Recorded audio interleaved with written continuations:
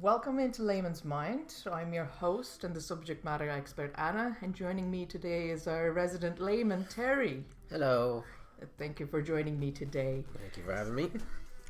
So today we're actually going to talk about some scary stuff. So the acronyms would be MFA and 2FA. So multi-factor authentication and two-factor authentication. Oh boy. So, how much do you know about that? Like, what's your knowledge of scope on this?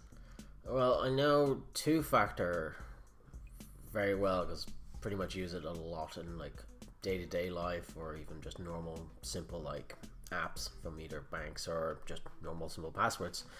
As for multi-factor, well, apart from the words multi-factor, which is more than two at this point, since we already have a two-factor one, I don't know how exactly that works, or works in tangent rather, like how it stacks on top of itself. Okay, so in terms of like a two-factor, as you said, there's going to be two factors. So it will ask you, for example, for a password, and it might ask you for a one-time key from either an app, or it'll send you an SMS saying confirm the number. Yeah, like a text message or Yeah. some sort. When it comes to multi-factor, it's going to be two or more. So it'll ask you for a password. It'll ask you for example, another one-time password like an SMS, and then it'll ask you on your phone to press confirm or something like that. Or there's another thing where it can ask you for a biometric. Okay. Okay. I always wondered, in sort of like multi-factor, do they actually ask you like, you know, those typical recovery questions, let's just say, you get from emails, like any of those tidbits do they chuck in? Like, for example, typically in the email recovery, like, oh, what's your favorite dog, or what's your favorite game, you know, those sort of like questions, do they incorporate any of that? Or Yeah, that's actually one of the factors. It's part of the knowledge factor. So there's three of them all together that are commonly used. So something you know, so that will be your password or those questions. Okay. Something you have, that will be on your phone. So let's say a lot of the time Microsoft will tell you install the app on your phone and bind the account to it. This is where you're going to get that push notification. Is that via the MAC address on the phone, or is that just something else in its entirety? It's going to be linked to the app itself. Oh, okay. So that is something you have, and then there's something you are. So the something you are part is the biometric. This is where you will record the how should I say it? This is how you would record your identity to the phone's information. So for example, it will have a unique representation of your face or your thumbprint. Okay. And it at that time can say the thumbprint that's been pressed against the recorder or the reader is valid. I can authenticate that's the person that's recorded me. That's my valid user. Okay, that's fair. Okay, so knowing all that, do you think like what's your stance on the whole idea? Like, do you think it's important? Should people use it? Personally speaking, I think yes. Even in this most simplistic terms, is like, think of it as your credit card. You don't want anyone just to go in there. I mean, as far as I'm concerned, be like, oh, now that we've been hearing scams or other stuff like that's been floating around for years at this point, it's just more or less, it's just even as simple like text messages going, oh hey, you know, there's a transaction, is this you? And just sends you a text message. I think, personally speaking, that should be more than enough for vast majority to kind of like, oh, is that actually me, or did I misclick somewhere, or it could be any number of silly things. Now, if you're a type of person who's constantly shopping online, I think certainly you need a bit more, be more cautious, if not have a bit more multi-factor, in a sense of just to make sure that you're not just spam clicking. Like, I would probably see if myself, like if I'm ordering something like AliExpress or something like that, I'm just constantly clicking, like confirm, confirm, confirm, confirm. And if at one point I am compromised and they just slip in between of all my confirms, then that's it. That's me. Actually, an interesting question, because I know a little bit of the, you know, the dark side of the situation. So you're saying that with SMS, that'll be one of the factor. I was just gonna ask you, do you think it's secure enough? Because there's some attacks like SMS hijacking. So, for example, somebody can register a SIM that has the same number as you. What if they manage to hijack, and instead of you getting the SMS for a purchase, somebody else gets it? But it's going to be in tandem with them getting access to your banking information. I always wondered how the whole SMS hijacking works, considering a lot of us only have like the one number, and generally anytime we need another number that's very close to it or exactly it tends to give us, as far as I'm aware anyway, there's generally problems. Like I've tried something very similar in the past to kind of like, I kind of want my number tied to a few certain stuff, or even having like an external one that's pretty much similar, but it didn't work for me. Again, way back when. So I don't know how technology is right now to allow us to do it, but in all fairness, it's either that or email. Like that's the main two that I already have. It's like, I generally get a confirmation in both email and or SMS. So it's like, is it me? Is it me here? And it will be confirming in either side. Okay. If one's another. So to kind of address your first question about SMS and duplicate phone numbers, when a merchant will sell you a number, they'll see the pool of available numbers, and they will, in goodwill, will choose one of those. Yes. However, there are some ways of bypassing that in terms of overriding an ID. So I'm not an expert on it, but I've heard a couple of stories. I've read into it a tiny bit. So if you think about your SIM card, very similar to a computer. So it will have an IP and a MAC address. Okay. So an IP would be your phone number, and a MAC address would be the unique identifier. Because when you have radio waves transmitting your information, they're looking at that identifier address on the SIM card. Okay. So for an attacker, they can easily just overwrite and say, I'm this number instead. They can impose that IP on their device. There's ways of actually overwriting it. Like it's a tiny chip. The information there is, if you don't know, like it's really hard to tell, but there's ways of getting in there and modifying that information. Okay, so I'm just thinking of a different way of just spoofing. Yeah. Okay. Yeah, that's essentially what it is. There's actually other ways that would have been done via social engineering. So with social engineering, they would call up a company, pretend to be you, and say, I lost my SIM card, and they'll have a SIM card sent out to them.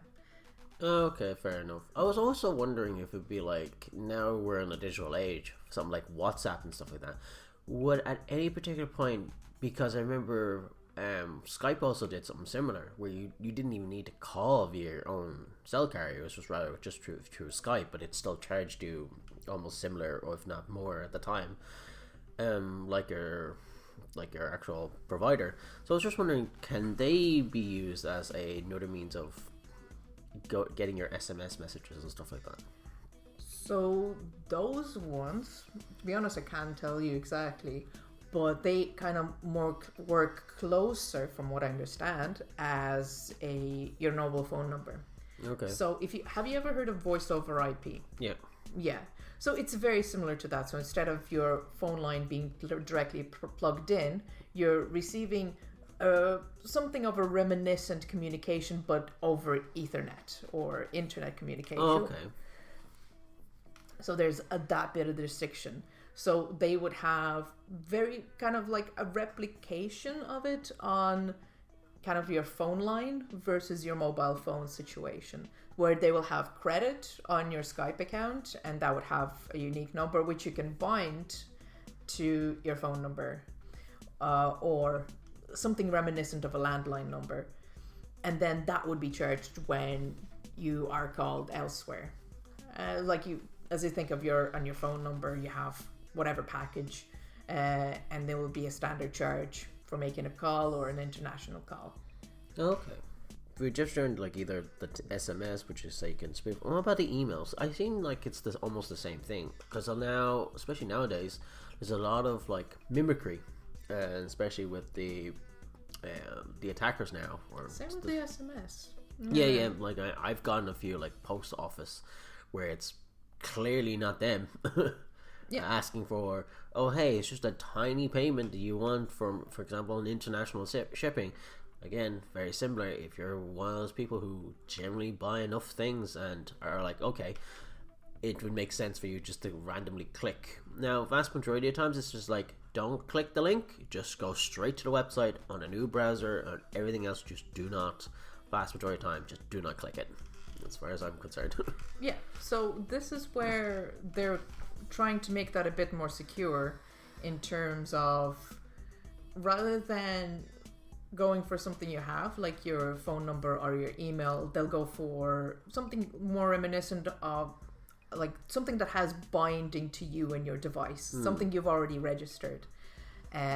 So this will be kind of a push notification. So I'm not sure about you, but I have had this numerous of times when I'm making a purchase online and the amount is sizable, or I'm doing it with the provider for the first time. There's going to be a message coming into my AIB app saying, are you making this purchase? Click to confirm. And then on the screen it'll say, oh, follow the information on your app. That to me seems like quite a secure way of doing it, because first of all, you need to authenticate into the app using either the banking information provided or using the biometrics you've registered with your phone. So there's a bit of a trust being established there, because the phone will trust the app will trust the phone, and whatever they tell to each other will be kind of forwarded to the third party. Yeah, also, now that you mentioned about the AIB app, for example, would that be just a two-factor or multi-factor, considering you go in, make your purchase, the purchaser or the site would go, hey, okay, cool, send information to the app or AIB, and AIB would go, okay, please log into your account to confirm, and then you confirm from there, and then you jump back onto the site to confirm it. Yeah. So from what I noticed, it usually doesn't go further than two factors. Okay. So for example, it'll ask me to log into the app, whether using the biometrics or the credentials provided. Usually it's just the password that's required, and then push the confirm. I like having, because these are really limited windows. Okay. I don't think you can have, it's feasible to have more than two. Like I'm relatively fast. Like I'm zippy on those things because I've done it multiple times. But imagine if it was somebody like your mom, your grandma doing it. Yeah. They're going to be much slower. So the more factors you introduce, the harder it is to get in. But thinking from an attacker perspective, it's also much harder for them to get in. Like as much as it's a pain of the butt for myself, I kind of have all this information at hand. But for an attacker, they need to figure it out. Yeah, that's fair. I mean, like they said, it's like if it's harder for you, it's harder for them. The easier it is for you, it's almost the easier way for them. Like it's like going into like a secure building or just even through a front door. If it's not locked, yeah, that's the easiest way of just walking in.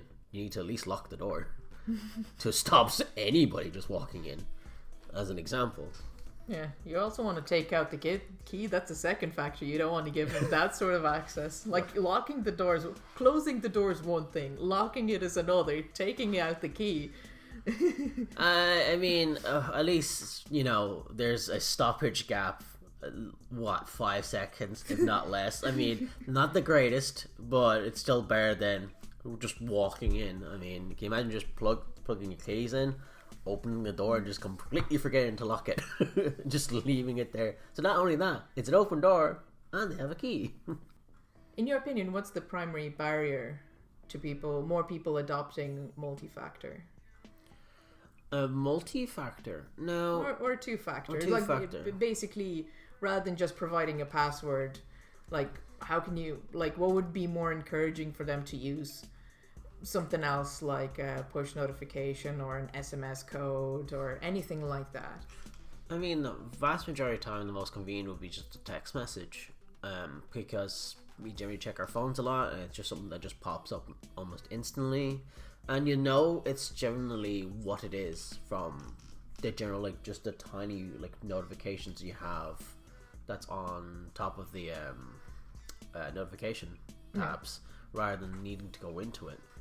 I don't know, like, multi-factor authentication, for example, to me, I haven't dealt with it enough to kind of know the nuances, or if, like, that's just really annoying. But to me, it's like two-factor should be relatively easy, quick enough. I mean, how hard is it to type 5 letters / numbers into anything? I mean, it's 6, but you're close. And it really depends on the app in question. True. For example, like Steam would have 5, normal will have 6. Some have letters, and some are just strictly numbers. So it depends on the app in question. Yeah, really. But like, have you noticed that like people around you, would they be used to using it? Are they not using it? I say, see, like, with doing anything for the first time, generally is no. It's kind of like, oh, come on, it's just let me go. But when you get used to it, it's kind of like, okay, it's just an extra step. I mean, it's whatever. It's I waste 10 seconds. A lot of people are like, why waste those 10 seconds? And I'm like, why not? It's like, you take 5 to 10 seconds to lock your door. Why wouldn't you do it for whatever application you're using? Especially if it's a bank account. I mean, what are you going to do? Leave your front door open for everyone? I mean, the whole point of, like, steps in security, even in terms of just normal homestead, it's like, why have a front door then if you don't want to be secure? The door is there so not anyone would just walk in or think it's open.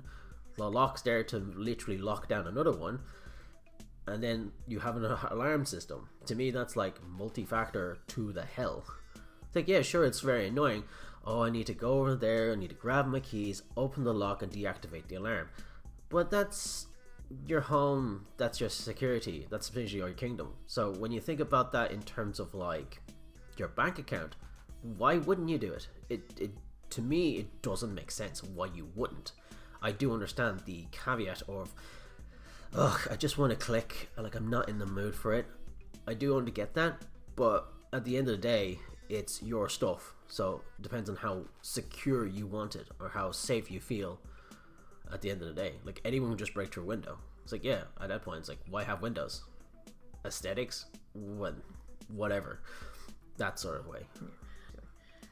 In terms of people's personal responsibility, locking down their own stuff, do you think it's right for companies like the banks and your email providers to kind of enforce you to do the same thing?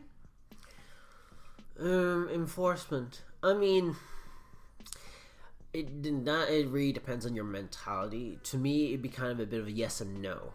And no in a sort of sense of, like, if I didn't opt in, this shouldn't be a thing. Now, that being said, that will cause more issues down the line, and the provider, let's just say your bank or even your email, for example, would rather have that slight headache than you being a Karen, let's just say 1 year down the road when it's being fully compromised. Who's like, oh, why is this not whatever? And it's like, look, you should have done what we asked. This wouldn't have been a problem, or at least would be less of a problem. We may have stopped it. So it's like bank tellers generally saying, oh, is this you? Are you sure? Just to make absolutely certain that whatever you're doing, yeah, it seems like a very silly, mundane question, but if they, as the vast majority of attackers would generally do, it's all about urgency and you acting as fast as possible. If someone just gives you 5 seconds to go, just think about it for a second there, and then it's like, oh, maybe this isn't the correct way of doing it, or maybe what I'm doing is a bit sketchy at best. Yeah. So, in my opinion, I think it's fully justified, like, in terms of they are making sure that their situation is safe, because how should I put it, the banks themselves have information that they want to keep secure, and they're kind of slightly passing that on to their clients, so to make sure that they're safe themselves. Like, to me it's logical, like, because otherwise you have these Karens that just by default refuse because, like, I'm not arsed doing it, as you said. Mm-hmm. But then whenever there's a breach, or they're coaxed into paying their money to somebody else, or like it gets exfiltrated somehow, it's now the bank's fault. It's never the Karen's fault. It's never the Karen's fault that authorizes this stuff. It's always the bank's fault. Yeah, of course. And not even that, I also think of it as a like providing your service. You need to make sure that whatever service you're providing is secure for the most part, and if that works, then that's fine. I mean, should all apps have it? Really depends on the app in question. But it's like, what is it? Some apps, like for example, Sudoku on one of the Play Stores or whatever app store you're using, it's like asking, "Oh, can I talk to your email and phone book?" And I was like, "Why would you need it as a game that has nothing to do with any of that?" So there are some occasions where it's like you do have to question, but not a lot of, especially depending on the app in particular that you're using. Yeah, so that would be some of the uses. Like, I'm kind of appreciating how lately, I think it's over the past 5 years now, they've introduced this concept of showing what permissions they have and then letting you deny or allow them. While, before, I think it was, before that, it was just basically install app, let it do whatever. Yeah. Like, it's a bit more tedious in that sense, but it gives you that tinfoil hat person a little bit extra control. Like if you're like an everyday Karen's just like accept. Oh, what does that say? Don't really care. Accept. I always think of that as also like a caveat for companies. If you think about it, anyone who's installed my app and was like, "Oh, you're gonna complain about I got my, let's just say, data breach on this game," you clearly allowed it, so it's out of my hands legally. So it's like, you should have read the T&Cs. And, to me, that's like, yeah, you don't just sign a random document. You need to kind of just pay a bit of more attention to see, oh, am I being screwed over? Or, hey, is this, for example, one line in a contract, is that right for me? Yes or no? It's sort of like that. It's always like a company's caveat of like, ha, you didn't read the fine print. Out of my hands. Not my problem. Nah, I like to think of it as like a double CYA situation. Yeah, truly. CYA stands for cover your ass situation. So yep. This kind of brings me to a question of like there's a bit of resistance, but like how do you think, in your opinion, what would be the best way to encourage people to use multi-factor or two-factor authentication? How do I say this? A way of doing it would be like demos. Now, I'm not your typical demos like a YouTube video or like just on some whatever security site. It'd be kind of like just asking, like for example, if I was on a demo floor or even like some sort of random expo hall or something like that. And even just out on the streets, if you were to promote, like sort of like not quite door-to-door salesman, but those people who are like handing out flyers, kind of like just speaking to the occasional person, kind of like just educate them in a sense of like, hey, like similar to the topics we have now, it's like, hey, have you heard of two-factor or multi-factor? It's asking like really quick survey questions, and if not, just going, oh, what is two-factor? And just simply show them. It's like, oh, simple. Like for example, just log into an app, you want to buy something, and boom, it just asks you for a text message and plug it in. Just show them how convenient it is, rather than it's the words of it's all good on paper until you actually see it, unless it's shown. Yeah. So it's kind of like that mindset that we should be having at this point. We kind of like, oh, not everything should be just like you read. It's kind of like you kind of need a demonstration of how simplistic this is. To me, what worked in my case, kind of getting into the whole cybersecurity space, it was actually a live demo on my personal experience. So, for example, there's been occasions where And I am fully guilty of this, reusing passwords. Like, I did that for a couple of things, for a couple of my emails, and two of them I lost control of.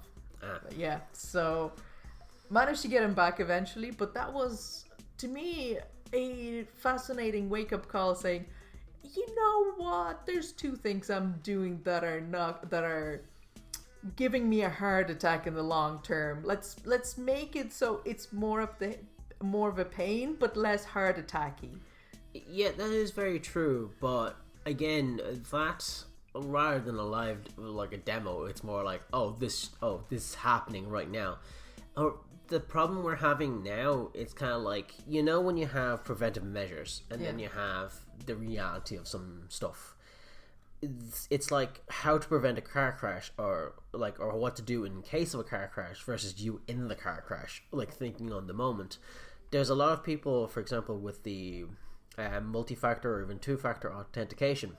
This is how I generally see a lot of people go. It can't be me. No, I'm not that silly. No, why would they want my account?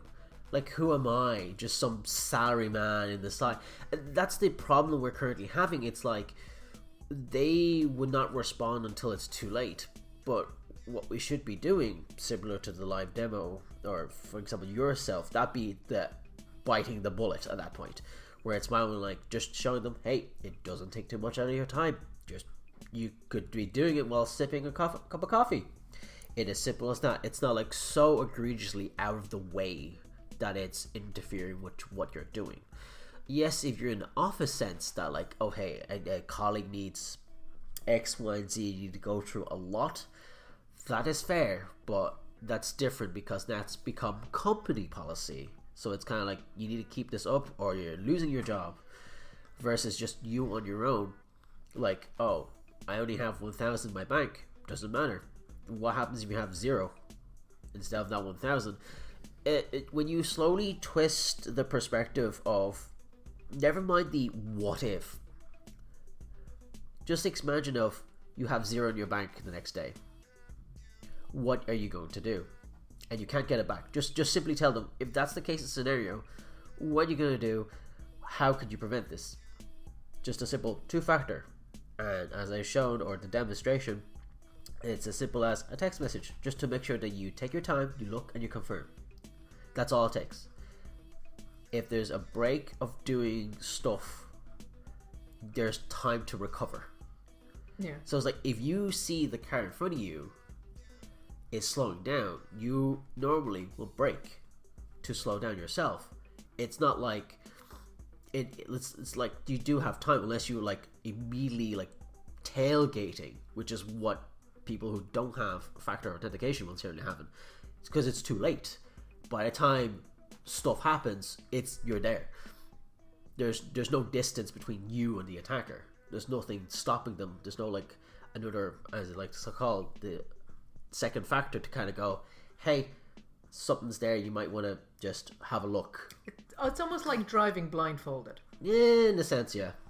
Well, in all fairness, people who are tailgating is just as blind as anyone who's not. Yeah. So in your case, what would be the best method of delivery of this information to like a lay person? Like maybe that's being a little bit combative or being a little bit defensive because they don't have access to it.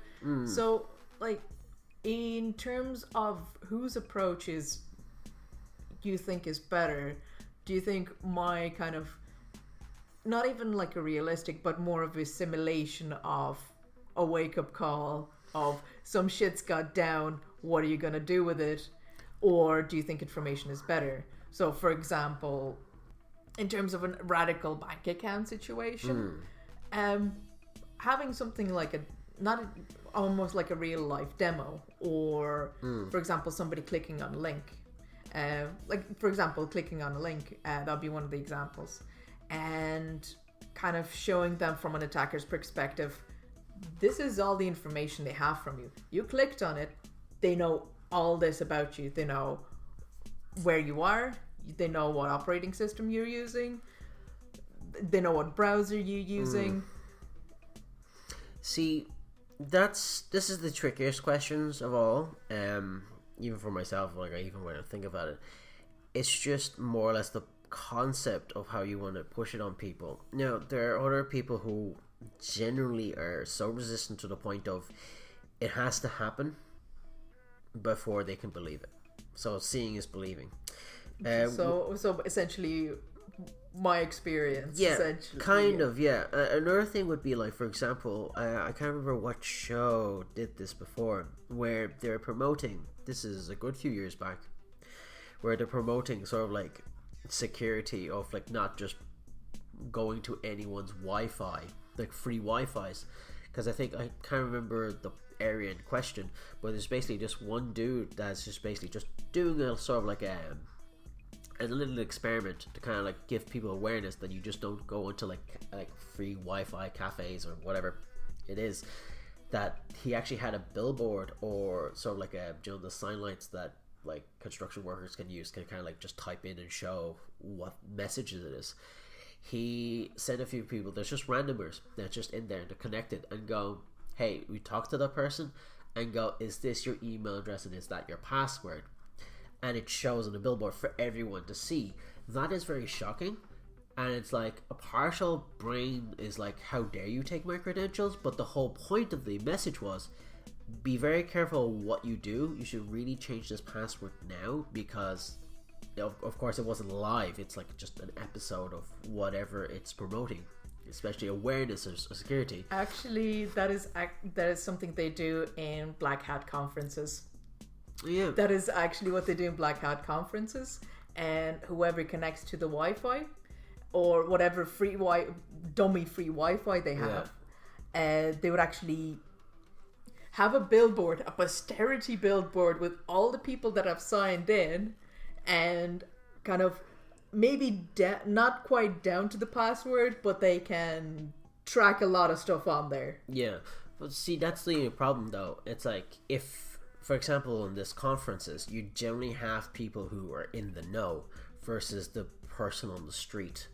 So that's the bit of a caveat there. But otherwise, it's like, you really need to kind of like cement it home that the only way I can think of it, this is like a really drastic measure of, okay, if you really think that you don't need this, I want you to do a quick, just show them, I want you to sign into this real fast, and in their face immediately hack and show them everything. Obviously not showing anyone else. This has to be like sort of like a weird booth thing, or you have enough people. So live demo. It's extremely live demo, and that's only for the pretty much extremists. Now he could be saying that, oh, you took my information, and you can literally go in front of him, delete. He will still like call the cops or whatever, but it's up to you to kind of like convince them, or it's almost up to themselves to kind of go, oh shit, he took him 10 seconds to figure out everything.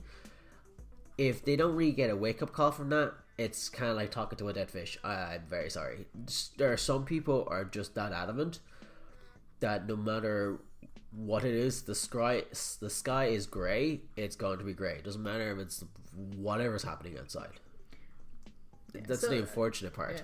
So I'm thinking about it like that person's not really taking accountability with their actions and the follow-up of them. They're blaming the person that tricked them. Yep. So they're blaming the starter of the chain rather than taking accountability of like, okay, I've done something wrong, maybe I shouldn't do that again. Or I'm walking down like near to my bed, I stubbed my toe, rather than stupid bed, you go to, okay, might need to take a wider sort of curve around that next time to avoid this sort of pain. Yeah, no, there's a whole point of fool me once, shame on me sort of thing. There's none of that. It's default, you are the problem, it's not me. It's like thinking about when you're getting hustled, getting scammed. Our first reaction of, no, I didn't. Very, very defensive. And I think that's an unfortunate thing that we have developed over time, is a very defensive sort of nature. And it's like, rather than taking accountability, it's like, not me. So it's generally not me and not my problem. Like, even for example, this is on tangent now, just people doing their jobs in, for example, some sort of IT office, be it like whatever provider you have, and stuff like that. So you're being switched from department to department to department. And it doesn't have to be just like your provider. It could be the government. It could be any other services that you might need. And you're just being bounced around because, oh, you said a buzzword. Oh, not my problem. Even though you could attempt the problem, you just said, no, not mine. This department should have you. And you just get tossed around like you're just there. It's like, oh, you're not wasting someone's time. There's none of, oh, hey, maybe you could hear them out and maybe I could direct them to a proper department. Or it's just like, yeah, no, sorry, just not me. And just moving on. Yeah, at that point I was kind of starting to lose you. It's just like you're talking about bureaucratic structure or independent accountability within a bureaucratic structure. It's kind of a bit of a tangential both. It's kind of like, again, the point of the matter is when you hear a problem, it doesn't matter what service industry you're in. It's just more or less the point of listen to the problem, trying to understand the problem, and maybe try and help. But there is no trying. It's forward. It's immediately just like glanced over and it's like, nope, not my department, you should talk to this department. It's literally that mentality of deflection. It's like, no. It's not, okay, maybe I should look into this. Or maybe I should ask a bit more questions. This is the point of our mentality. It works on, if you think about it in sort of like security sense, or even like what we're looking at, scams. Yeah. Point is sometimes like we don't take enough time to just kind of see what we're seeing or look at the problem at hand. Or maybe even to step back to get a bigger picture. Yeah, sometimes it's just we're those people like now with the digital age kicking in, fast. It's just no slowing down, and sometimes like if it's not me, then just deflect, and that's the unfortunate part. We need to like slow, not even all the way down. It's just take 5 seconds, deep breath, and look at it. Okay. Right, so we have that one on lockdown. Personal accountability is down the poop chute recently, but I think it's coming back. It's making its comeback. Yeah, I mean, slowly when you get like over time. I was actually gonna ask you about because we have talked about how to make it awareness in a kind of a closed environment, like in a conference or a demo room. Do you think there's a way of delivering the same information to, somebody like your parents that wouldn't go to conferences, they just sit at home, or any other grandma or an individual that doesn't really interact with anybody that's cybersecurity aware? The only way I can say it is you make a front headline. It has to be news, especially when you're talking about the older generation where they sit on the TV, and it also depends on what type of people they are. Like, for example, my parents will generally ask me, hey, is this safe? Or, hey, I got this weird text/call and I'm not sure.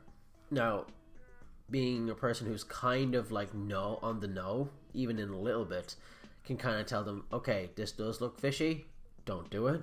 Or it's kind of like, leave it for now, you're going to the bank tomorrow, as an example, ask them. So it's kind of like there is a stoppage there, but it's also them thinking, oh, is this good or bad? But otherwise, in general, it's kind of like, I suppose, Facebook, anything they're on, if there's enough news coverage or just snippets, sort of like YouTube shorts nowadays, TikToks and whatnot, if they generally hear it enough, it will slowly go through. Okay, because repetition was actually one of the things I was gonna see if you'd be interested in. So, for example, you know how you hate those YouTube ads?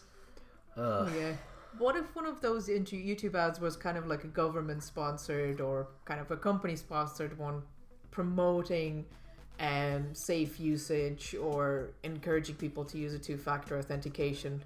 I'm not sure if you remember, there was an ad a while back with one of the characters from Mr. Robot, and he was pretending to be the bad guy trying to break into a company. Says like, right. oh, this is like COVID, nobody's in the office. Why don't I just come in here? Oh yeah, that big massive like HP slash Vodafone shenanigans.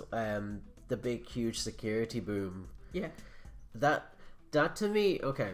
So that's another way to get information across. Again, my hatred of YouTube ads are just because that they're more layered. For example, I can't just sit through one YouTube ad and call it quits. No, I have to sit through two, and the maximum I have to sit through at any particular point was 3 to 4. It is extremely rare, and I just hate YouTube for it.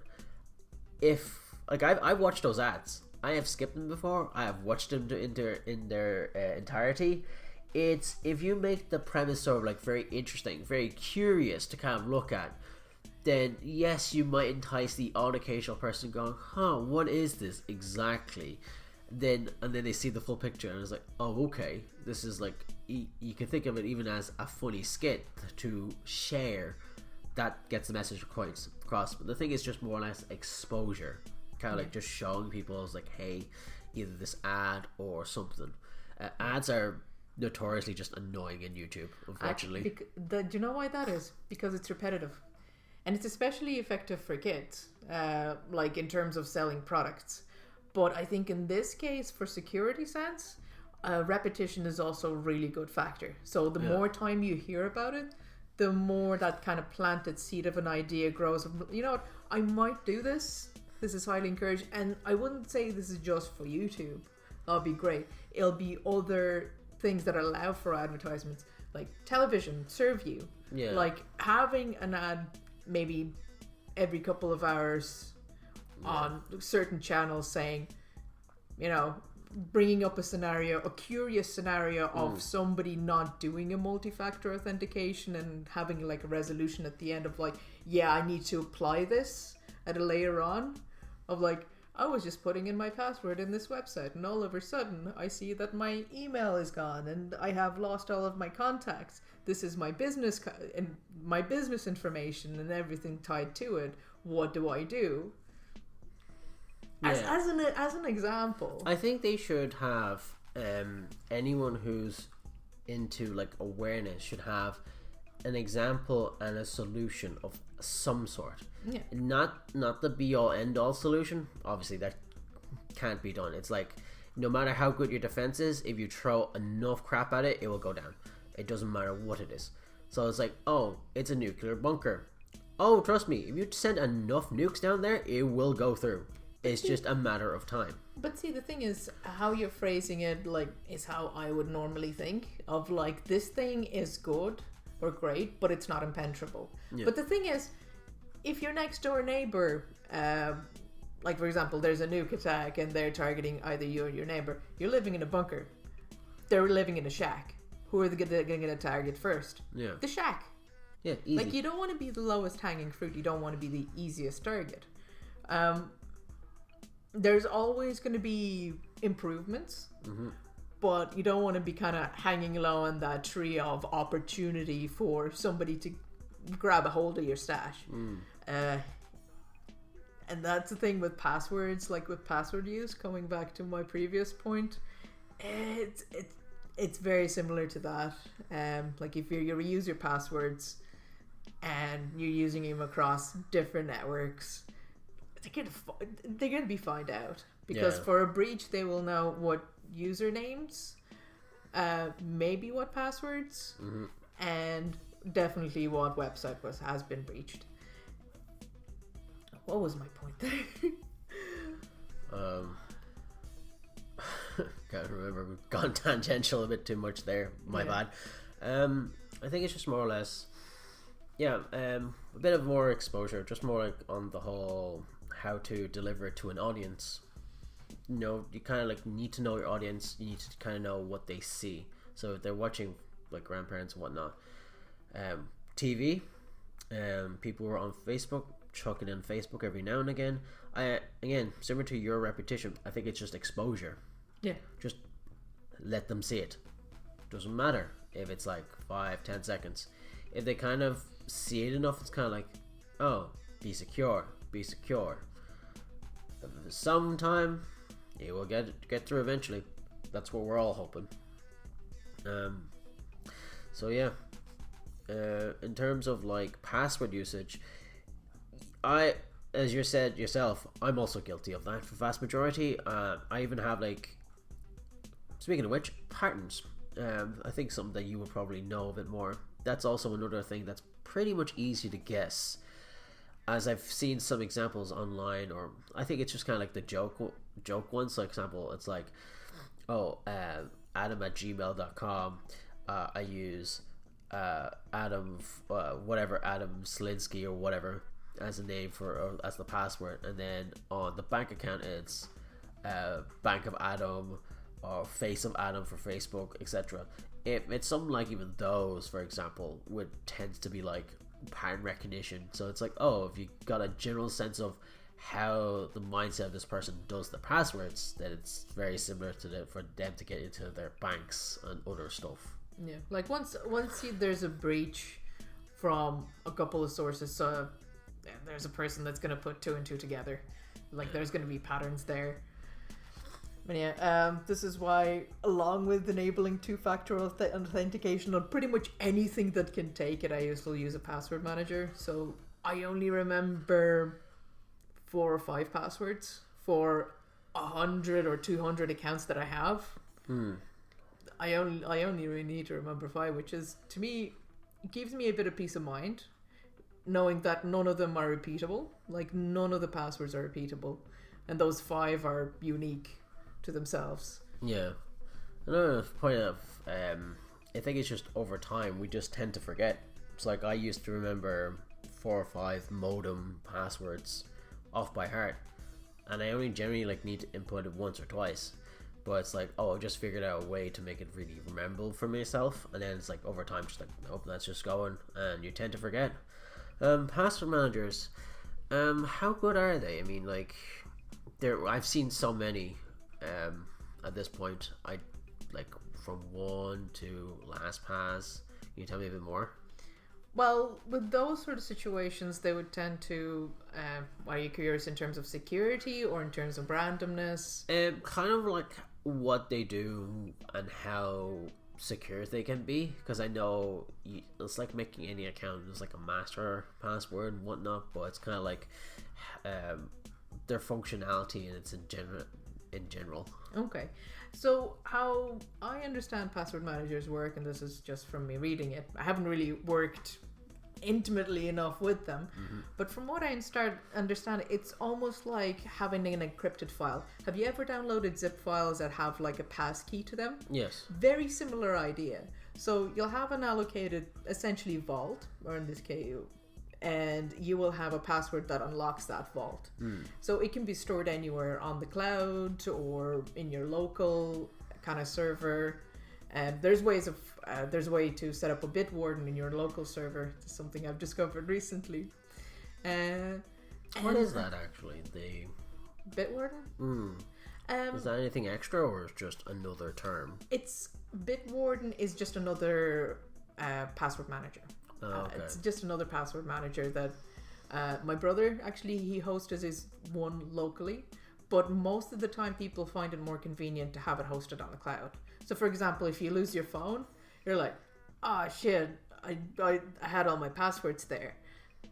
Get a new phone, download the app, sign yourself in, and you can unlock the vault. For example, with 1Password, they also have a vault identifier, so you'll need to provide that one. So a bit more of a pain if you lose that, because there's a whole recovery process, which involves your email and then confirmation. But normally, for example, I set it up for my company, and I advise people, back up your emergency recovery key. If you need it, it's there for you, like if you get locked out. But that's the convenience. Overall, there's a convenience of having it stored in the cloud. Wherever you are, you can access it, and it does have security regulations preventing it from releasing your data. The only way that somebody can unlock your vault is if you have a predictable password. Like, so for example, one of the LastPass breaches, the only vaults that got unlocked is the ones that actually had LastPass as a password. Oh, okay. Yeah, that was actually one of the most common ones, or password. So if you stay away from the common stuff, that tends to be very beneficial. Like if you have something unpredictable, and for example, if you're multilingual, if you're bilingual or multilingual, you can Romanize stuff, and that adds an additional complexity because it's completely unpredictable. Yeah, true. I mean, it could be any words or combination of words they can shift in and out. Yeah. Between languages, yeah. So yeah, but that would be the thing. Any other questions? Not too much, unless there's more to say on the multi-factor. I'm trying to even think about it. It's like 2 factors. It's very simple, just very easy. It's just multi-factor. I mean, we can do a quick recap and see what we've discovered. Like, how many factors, are in a multi-factor authentication? Like, as a part of multi-factor or 2-factor, how many different parameters are we looking for here? 2-factor is either text message or email. Generally, it's something that's. I'm talking about more types. Like I've mentioned them beforehand. There's the knowledge component, something you know, something you have, that will be your phone or a token, and something you are, and a biometric. Okay. There's also another component of the geographic location. We haven't really delved into that one, but I think it might tickle your brain. Of there's somewhere you are. So, for example, you can log into a particular service if you're in Ireland, but if you go in China, it wouldn't let you, or it wouldn't even let you go into the site. Well, I think that could be just a restriction in the area itself. But that reminds me of, like, for example, people attempting to log into my account elsewhere. For example, I think emails are very good on that one in Google's front. It's like, oh, this device name at this location at this time is attempted to go into your email. Or something. That is your location. Yeah. This is your somewhere you are. Yeah. But like, they wouldn't have gotten locked out because of their location. Chances are they just didn't get your password correct. But it logged the attempt of saying somebody tried using your username on this account. Yeah. I've had that a couple of times in my Microsoft, but I feel that felt kind of scammy. It did look legitimate. It did look really legitimate, of like somebody tried to access your account. But the thing is, it went into my spam folder, and the from email also looked kind of suspicious there. Yeah, we can't just trust everything at face value. We need to like look deeper into the stuff. Like, I think it was like now phones have like a sort of like a preview on their text messaging, where you can actually preview the link that they send to identify if it's legit or not. I think online, either I think somewhere on YouTube or whatever video hosting site, generally has like people who are in the know kind of like have hover the link where it shows everything, and some, depending on if there is an app or whatever for it, they might show that this might be suspicious or whatever it is. There is actually a website where you can copy and paste the link. I think it's called fishcheck.com, and it will preload the site for you from their server, and will give you a level of suspiciousness from it to an extent where you can see what it looks like. And be also able to evaluate it yourself. Oh, okay. So there's like a preview essentially. I think it's Fish Check or Check Fish. One of them.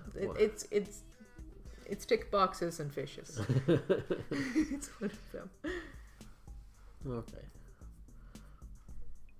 Okay, so I think that kind of wraps up our conversation about 2-factor authentication, multi-factor authentication. Thank you Terry, thank you for joining me today and helping explore this topic.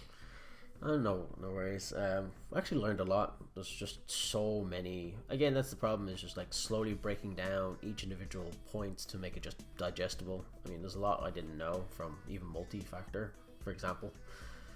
Right. Thank you very much for providing this useful insight, and we shall chat to you later. Right. Bye.